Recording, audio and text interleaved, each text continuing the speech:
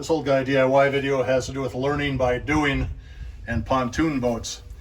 So I'm crawling around under the Hot Chicks pontoon boat trying to put this thing back together with a buddy's help.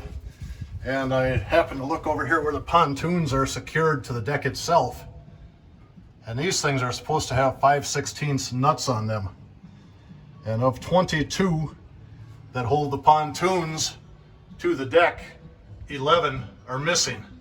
Over 30 years of being buffeted by the waves and hauled down the highway on a pontoon trailer, a lot of these things have fallen off. So I'm glad I saw that today.